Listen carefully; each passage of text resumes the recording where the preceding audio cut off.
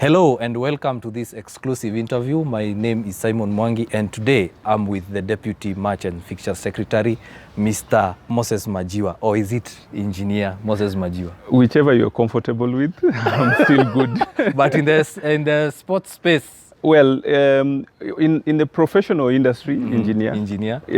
Everywhere else, if you wish to call me Mr. Engineer, I'm comfortable. You're comfortable. You know, for me, it's all about humility. Yes, it's all about humility. Okay, so let's head on and start this interview. Yeah. Who is a match and fixture secretary? You know, most people might just think it's all about organizing fixtures. What or who is a match and fixture secretary? Well, you may be referring to me as the match and fixture secretary, but I'm the deputy for that matter. Yeah. We have the match and fixture secretary, who is Jen Yamogo. But the Match and Fixtures Secretariat is an office within the Kenyan Hockey Union. Yeah. And the main roles of that office are, number one, our job is to register teams that are participating in the KHU tournaments and leagues for a specific season, registering players who are going to participate in the leagues and tournaments for a given season, and also administer player transfers. And besides that, the office is also more or less like the tournament directorship for leagues and also for tournaments. Now you realize when you say tournament directorship, it encompasses a lot of things, which means management of fixtures, management of matches, management of officials who oversee the matches, and any ancillary activities that emanate from those matches. Now, when you come to myself as a deputy match and fixtures, other than those roles, which we do as an office, I'm also in several committees of the Kenyan Hockey Union. The first committee, which is the Match and Fixtures Committee, that's where my home is. So I'm the chair of that specific Match and Fixtures Committee. The Match and Fixtures Committee help the Match and Fixtures Secretariat to run the activities of that office. Then I'm also a member of the Disciplinary Committee, which I am the convener.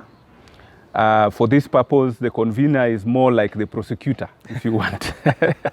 The bad man. Well, for me here, it's not about the bad man. It's the man who actually instills or discipline. Enforces discipline in the sport. Because then we normally collate the discipline, the discipline cards, and especially when you get a red one. So we collect that information, we collect the evidence around it provided by the match officials, and then of course I liaise with the chair of the disciplinary committee and the members. Then we agree on a date when we can sit and then liaise with the affected players, and then have them sit down and have their day.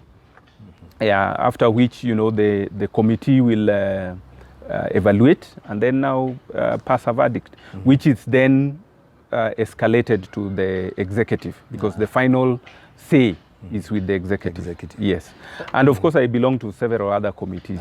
Yes. Okay. So what's the greatest challenge in the office, the Match and Fixture Secretariat? What's the greatest challenge you face so far? Okay. One thing I say is that without challenges, we don't grow. So some of these challenges are good. And one of the main challenges I found when I came to the office is that a lot of things are manual. For me, this sort of set me back, because the office where I work in, quite a lot of things are automated or semi-automated. So when I came here, I found a lot of things are manual. Registration of teams is manual. Registration of players is manual. Management of matches is manual. And also going with it, there are several things which happen. Now, when a match has taken place, say for example, it doesn't take place at City Park because we have other venues out there. So when a match takes place out there, it takes so long to be able to get results, right? And this is, I mean, it delays quite a lot of things, because normally these results, we have to communicate them to the press, because they also have deadlines when they put their things together for publishing and so on and so forth. So when a match is taking place in Mombasa, Nakuru, Kisumu, it takes so long to be able to get those results, put them together, and then compile my report to the press. Other than that, the registration of the teams, there is the element of collection of data from the teams. There are teams which, give you, when you put a deadline, they will abide by those deadlines. But there are some who will not abide by those deadlines. And this is a major problem, because you are running a league which is supposed to be running within a given duration. You need to start a specific time, start with everybody, and as you go along, go with everybody and end with everybody. So that's another challenge. The other major challenge is that we have a lot of teams within the leagues who come from universities. Now, these universities are a mix. They are private universities and they are public universities. They have various calendars. And the fact that these universities are also a major stakeholder in our leagues, it means that we have to look at what is happening in the universities. So the fact that they have different calendars, it's a major, major challenge, especially when it comes to doing the fixtures. And the fact that doing the fixtures is manual, my friend, it's terrible. So, I mean, but somehow, slowly by slowly, we have tried to mitigate some of this. And we've tried, especially as far as registration is concerned, we got approval from the executive to actually use Google Forms to collect data for teams. So that at least helps a little bit. Now, the other processes which are still manual, we are still looking at how to have them either semi-automated or fully automated, so that we can be able to move from this. And this will actually mean that we can be able to grow and get other things done. Yeah. And speaking of fixtures and universities, they have various calendars, but a bulk of the university sides are public. Yes. And most of their calendars run between September and May.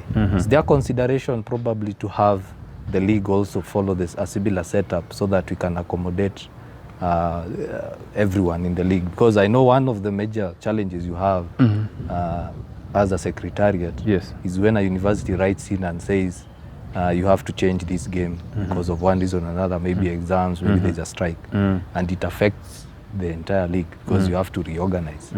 Is there consideration for probably shifting from using the March to December calendar to probably a September to May? Okay. First and foremost, being an organization, we listen to our stakeholders. But again, we are not an organization in isolation. Kenya Hockey Union is the organization that has been mandated to run the sport of hockey in Kenya. We work with other international organizations like Africa Hockey Federation, National Olympic Committee, and the Federation of the International Hockey Federation, and so on and so forth. And our tournaments here, leagues or otherwise, are geared towards producing results that also input into tournaments outside. That being the case, our calendar usually is a calendar which is in tandem with the calendar of the other international sporting organizations. Now, our sporting universities here, we appreciate them, and we really normally talk to them and listen to them. So how we normally accommodate them is that we sit down with them and they look at their calendar and tell us, okay, our university will be running from this period to this period. And therefore, for the period that they are available, that is when now we accommodate them within our fixtures. So doing that way, then it means that we accommodate them rather than the other way around. So it is pretty difficult for us to actually shift to meet to tailor our calendar to individual universities. But it is easier to get the calendars of the individual universities to fit into the KHU calendar, which in turn, runs with the international calendar. So we've sort of worked with them like that, and at least we are seeing something, working together, which is good. Okay. Moving on, we've seen some very good matches being played here. The likes of Butali Wazalendo, of course, Yara Wazalendo. Yes. How will I say, die-hard fan, player? No, founder. Yeah. We've seen Police, Green Sharks. Yes. Are those fixtures good enough to fill the stadium? And what are clubs doing to make sure that their fans are coming to watch their games? Okay. The fixtures we have, first and foremost, maybe I should take you back to maybe a year or two. Of course, there are teams when they are playing, because of the quality of their games, they would attract a huge crowd. Huge crowds. And that used to be limited to very few teams. Now, coming into 2018, we decided to, look at how teams are performing and see how we can be able to improve. Because at the end of the day, nobody wants to come here, sit down and see a one-sided match where one team is scoring like 10 goals against another. So in doing so, we more or less, categorized teams. Those who are, who had high performance, we put them together, and initially we started with 12, because the initial Premier Leagues used to have 15 teams.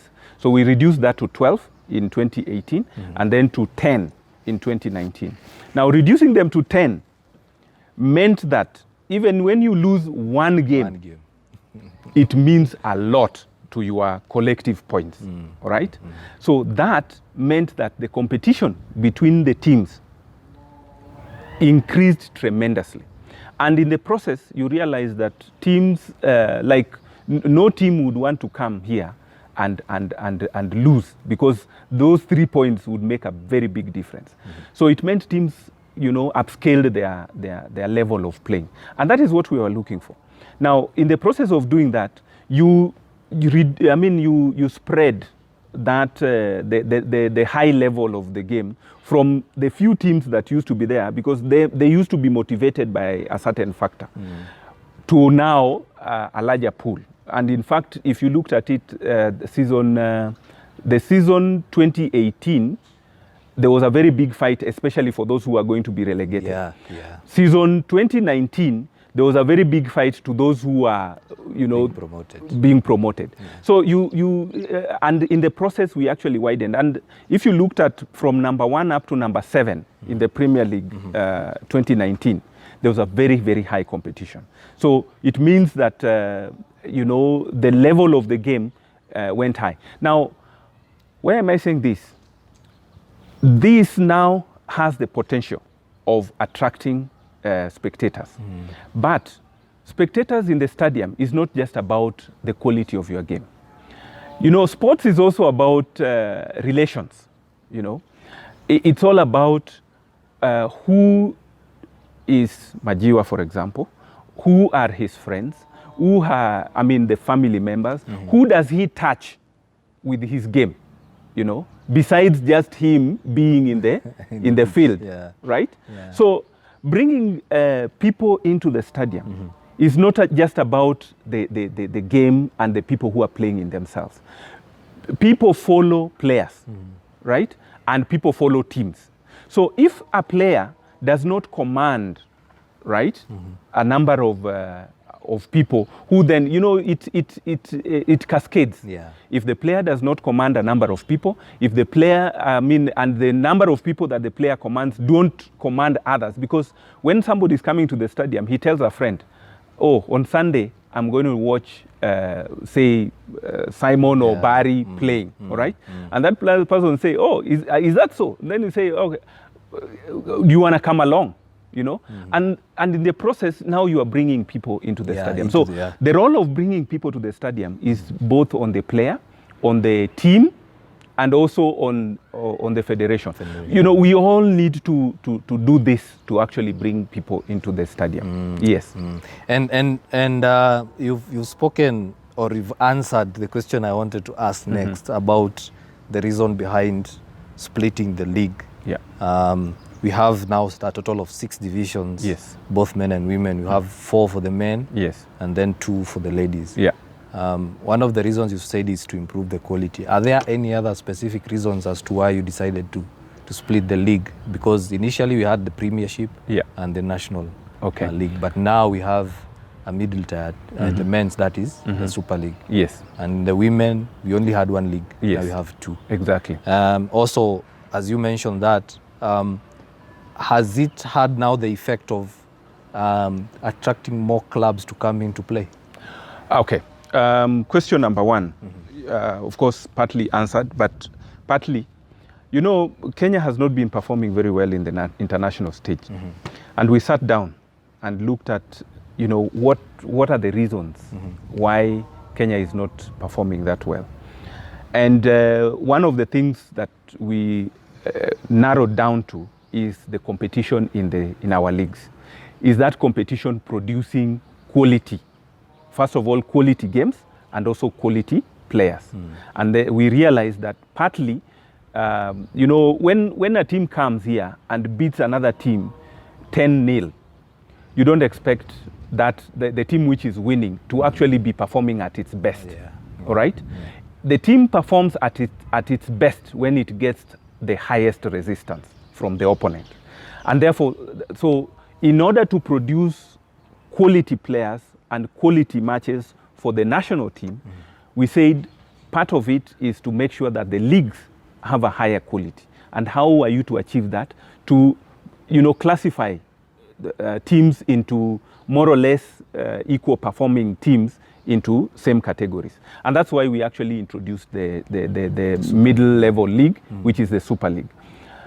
So even the ladies, as much as it's only 2 league, you know, introducing that second level was very important, because then you group the teams that perform almost the same level together. Then you leave those high performance together. So these ones who are on the lower level, they'll compete very highly to be able to get to the higher level. So if you find a team moving from Super League to Premier League, that team has actually performed and deserves to be at the Premier League. So it somehow has, you know, improved the quality both of the games and also of the players. You find players who cannot be able to perform at the Premier League, you know, now have to come either to the Super League or go to the National League. So it has worked.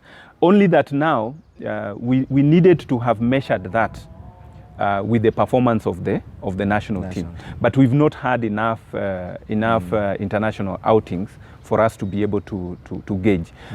Locally, as far as the league and the teams are concerned, we can be able to see the quality has improved.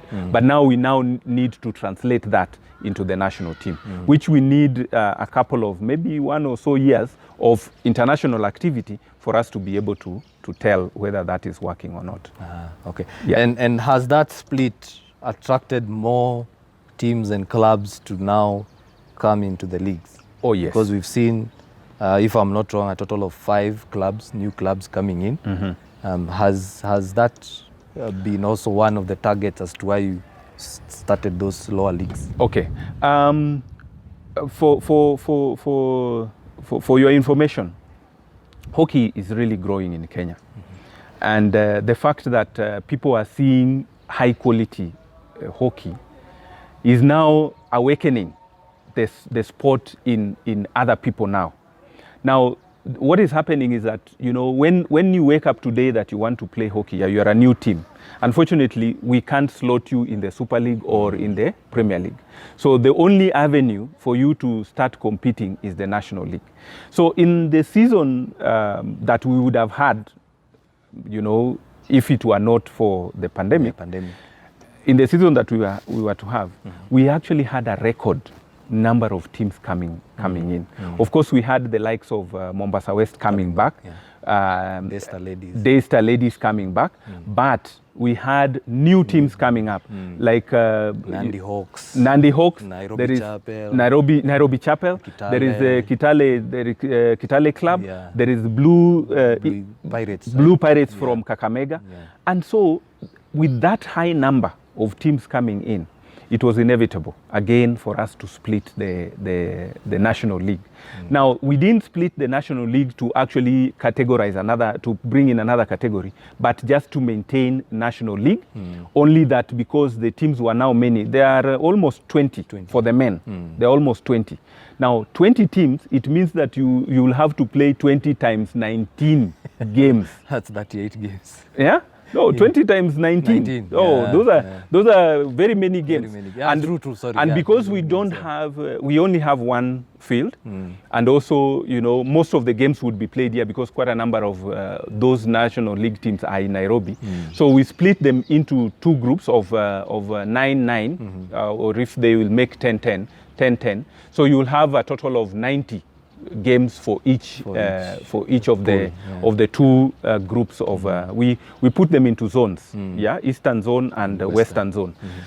So yes, the splitting of the leagues has actually resulted into, because of the quality, it has actually resulted into a number of you know, more teams coming up, because people are seeing, I want to be there, I want to be in the Super League, I want to be there in the Premier League. I want people to see the quality of hockey I play. So, but then you have to come through the National League, and then, you know, given the number of leagues, it sifts you through. So you only have the best, or the most competitive coming into the Premier League.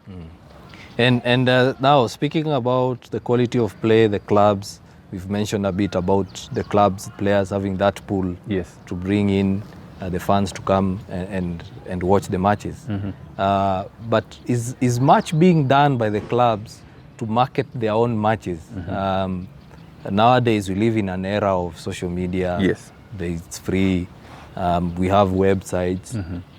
Do you feel that clubs are doing enough to create that pool for their own fans to come and watch them play? Because as you said, other than the big games, like the Butalis, the Wazalendos, we don't see other clubs really attracting a huge crowd. Okay. Well, Simon, you know, first I must say that marketing is a whole professional field in itself. And you will agree with me that a number of the people who are in the sport are not necessarily marketers. Okay? There is a lot in marketing. I've done marketing as a course, as part of my, you know, making me as an engineer, in various facets.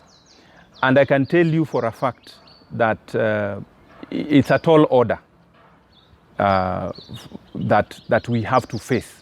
The reality is that once a team realizes that it has a product, okay, there's a lot that needs to go into that team to refine that product, and also to place it into the market so that somebody else can actually be able to appreciate what product you have, and therefore come for that product. I think you've seen quite a lot of capacity development taking place in the recent past with the Olympic solidarity. I want to believe that the next avenue we need to go into is developing capacity on how we can actually market the sport, both at club level and also at national level. Because we have the product which needs to be taken there. You know, marketing is not about taking pictures and just posting on your social media. No, There is a lot that goes into it. And I believe that as much as teams may not, there could be players who are marketers, but they've not concentrated their skills, their marketing skills into marketing the club or the players, which is something that we need to look into. I first of all want to thank you and the other people who have actually come up to film hockey, either hockey as the game or this kind of interviews and so on and so forth, and put them in the social media space, because they help to bring to light what is actually happening in the sport. And this is only part of what you could consider as marketing. The bigger part has not been touched, which we need to actually get into, so that we can actually be able to attract the attention that the sport needs. Yeah, and I agree with what you are saying, because I've spoken with you a couple of times based on this sport, and we usually agree and say that this is a gold mine, of course, that is yet to be tapped into. Yes, because you look at the quality of play, you look at the quality of players we have. The matches are very entertaining. Exactly. And of late we've had people who come and now realize there is a sport that is being played, because beyond high school most people don't know whether the league is there or not. That's but at least nowadays we have something. But touching on that, a tough question. Are the big matches good enough to attract a TV deal? Are the big matches good enough to attract a TV deal? Okay, when you're talking about a TV deal, you're talking about what is that person going to gain from that TV deal. I can tell you for a fact that the level of, especially our Premier Leagues, both women and men, the level of matches that we have now, I can bet you they are quality enough to attract a TV deal. But you see, these days, as much as you would want a TV deal to deliver for you, say, for example, numbers in the stadium, you can actually achieve that through other means. Either through your viewership, because people will be viewing it from wherever, or through the social media space. You can actually be able to do that. And I perhaps maybe in the near future, some of the developments that we are still working on in the background will come to the fore, because we have quite a number of suitors who want to look into how they can actually be able to have the Premier League or the leagues as part of their content. So it actually goes way to outline what we've just asked, whether they are worth a TV deal. Of course they are. Yes. I also believe so, because you remember that match was Alendo versus Butali. Yes. The crowd was huge. Of course. I mean, the stadium was filled up, top quality players. One of the guys operating the cameras here scored a really nice goal in that match. Exactly. Speaking of which, he's come through your club, Wazalendo, which is well known across in terms of youth development, and is part of the youth that you've picked up and going through the ranks. I've also worked with the club. Yes. I understand all about that. But whenever you mention youth development, the word Wazalendo or the name Wazalendo comes up. Why is the club so successful in youth development? Well, Wazalendo from the beginning, it realized that the youth are basically the ones who make the sport what it is. Now, I know when you are speaking about youth development, you mean development of the player, right from when they are young, perhaps to maturity, because, hockey players usually peak at around between 20 and 25. That's when you will get the best out of that player. So Wazalendo, when it began, most of the team, a bulk of it, was constituted by players who used to be secondary school players. I'm sure you know people like Moses Kagochi. Yeah. Those were the guys who, when he was in secondary school at Jamhuri High School, him and his crop were the ones who used to form the bulk of the players.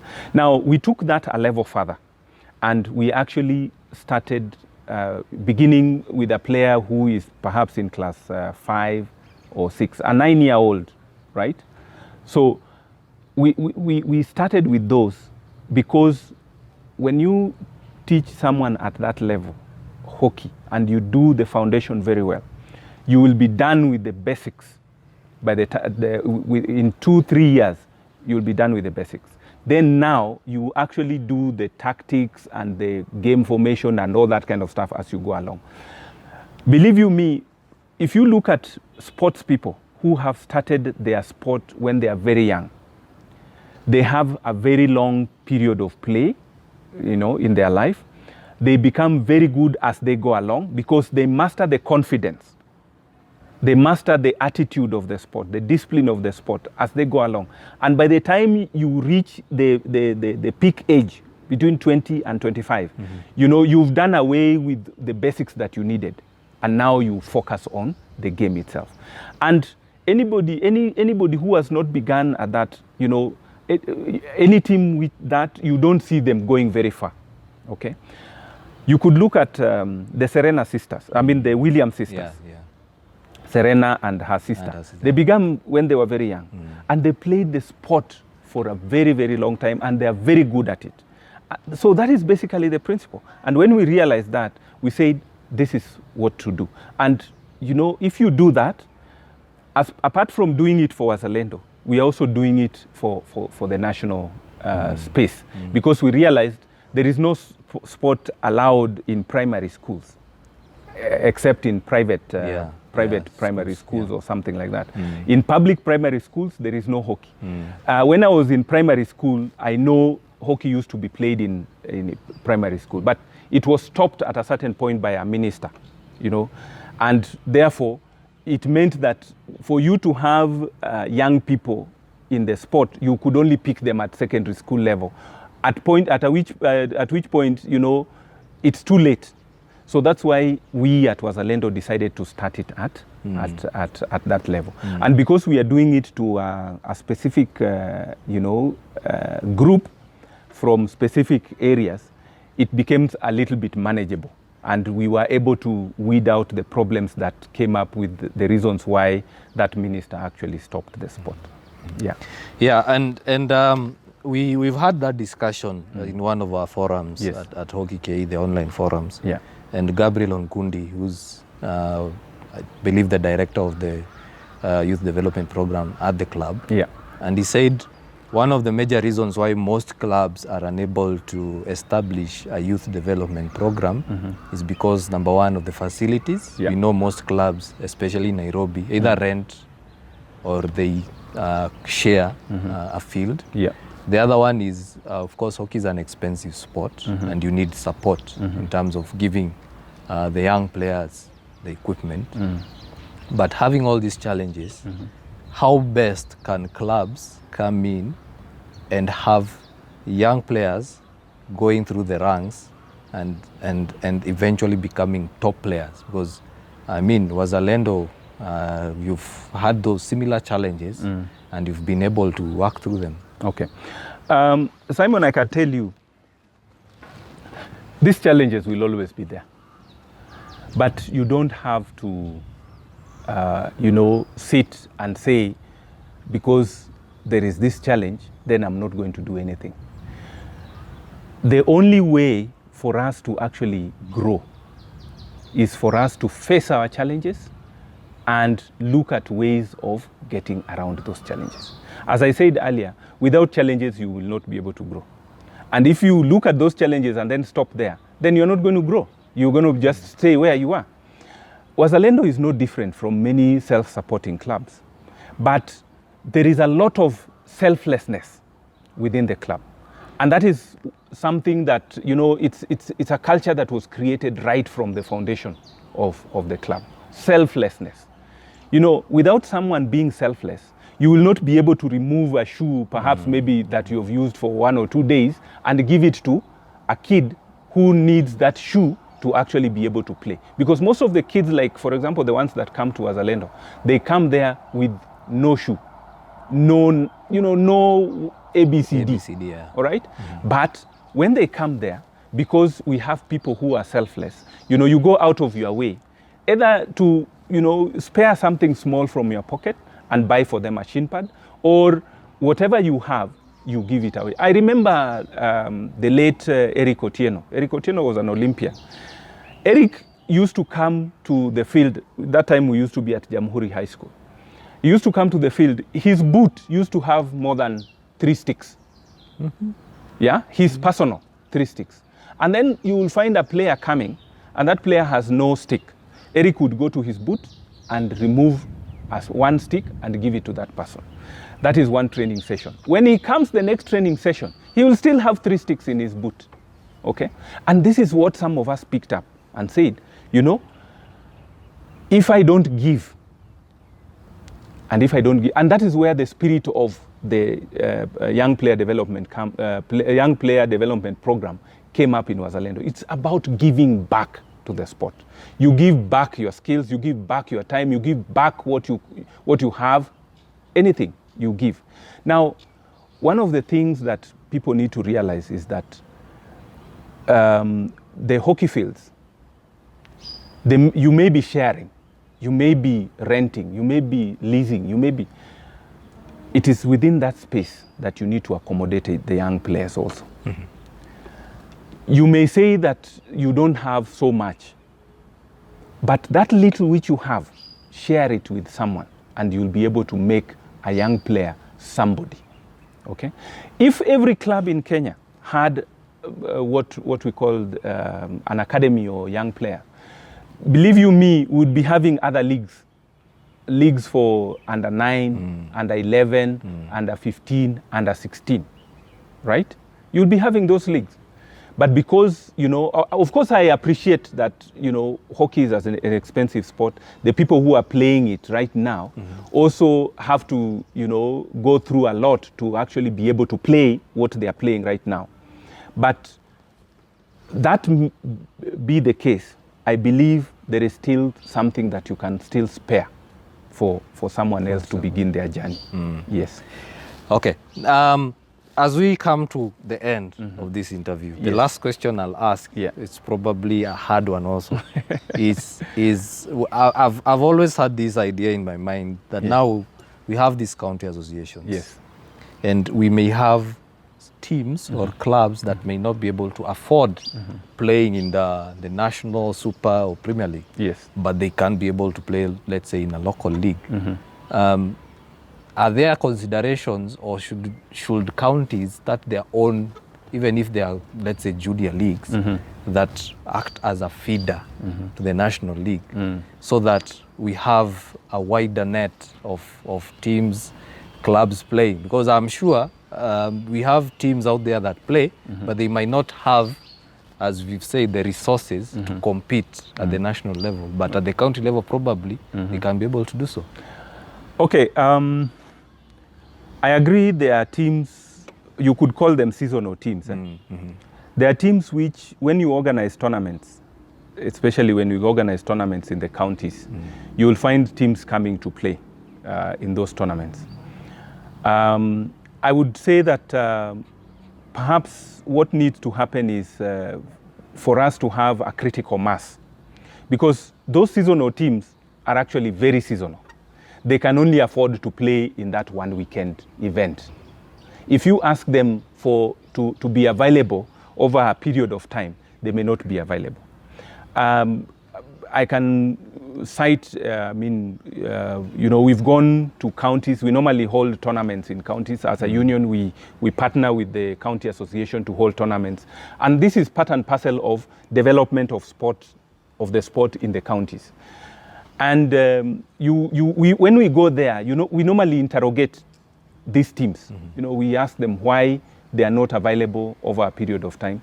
And of course, the main question that, I mean, the main reason that usually comes is finances, which we, to some extent, we agree. Yeah. So, should counties run their leagues? I believe when time comes, they will be able to run leagues. And this is, I say this because I foresee the National League growing to an extent that, you know, you have, say for example, if we have teams from Kakamega, Bungoma, Kitale, say Eldoret, say you have 10, 15 teams from that particular area. There is no reason why we cannot have a league in that particular area. Or for example, if we have 10, say 9, 10, 8, 9, 10 teams in the coast, there is no reason why we should not have a league within that area. And therefore, from which one or two then can actually now come to the national stage. I don't think, you know, that is an impossible thing to happen. But for the time being, until we get sufficient number of teams at those levels, we may not be able to have, because in Mombasa, how many teams do you have who participate in the National League? We only have Mombasa West now.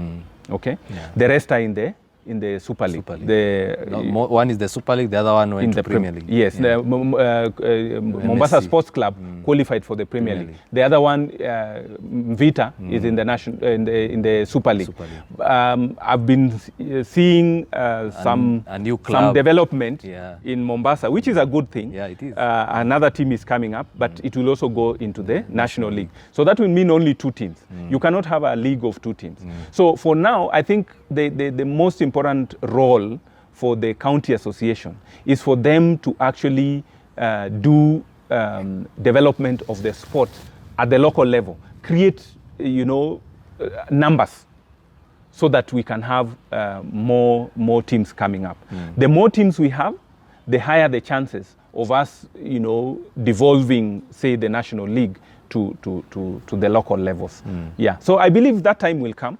Yeah, maybe not now, but in the future it will come. Just the same way our leagues have grown. You know, we didn't have Premier League then. Now we have Premier and Super League.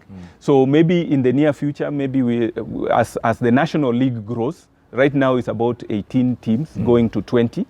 As it continues to grow, perhaps we will have to devolve the league so that the national level only remains with the Super League and National League and the Premier League.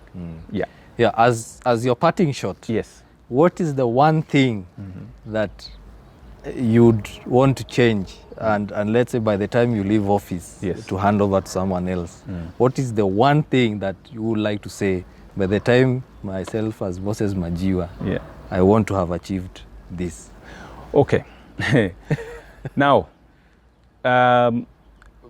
my greatest challenge is how we administer this sport manually. So through the Match and Fixtures Committee, I hope that either by the end my term ends, perhaps, you know, our term is 4 years, we're remaining with maybe 1 or so years. By the time my term ends, or by the time I'm through with being at City Park as an official of the Kenyan Hockey Union, I wish to have handed over a system that we can use to manage the registration of team, registration of players, and management of the sport. I wish to see us managing, for example, you know, managing the game on your palm, using, you know, these devices. You know, we have technology now, and we have very, very super programmers in Kenya, app developers. There is no reason why we should not have an app that we can use to manage the sport and have results available, say, on KHU website, so that by the time a game ends, I, as the Match and Fixture Secretary, who needs to compile those reports, I should have everything within my reach and be able to disseminate them very quickly. That would be an achievement for me. So hopefully, God willing, we will be able to get there. Well said. Thank you. Said. Thank you. Thank you very much for allowing me to have this exclusive interview with you. Thank you. I knew I owed you one, especially after the online one failed. Yes. My mistake. Yeah. I think I had issues with technology. Okay. But thank you very much. I think we are doing a good thing. The Yeah. fact that you have 5 leagues Yes. is an amazing thing. The leagues are competitive. Yeah. And I hope that we can be able to have cameras around here and show people the talent that we get to see here every other weekend, and hope that we get back to playing. Exactly. Thanks a lot, Simon, for having me. It's my pleasure to be here, and it's a pleasure also to speak on this forum and also be able to, outline what we are doing here. Courtesy of you, we've been able to do this, and I'm very grateful. Of course, we are looking forward to a moment when we can come back and showcase. This year would have been, one of the marvelous years. People were really psyched, but the environment had its own way. So we'll just be patient, and we look forward to getting back to business maybe sooner rather than later. Yeah. So thank you very much. Yeah.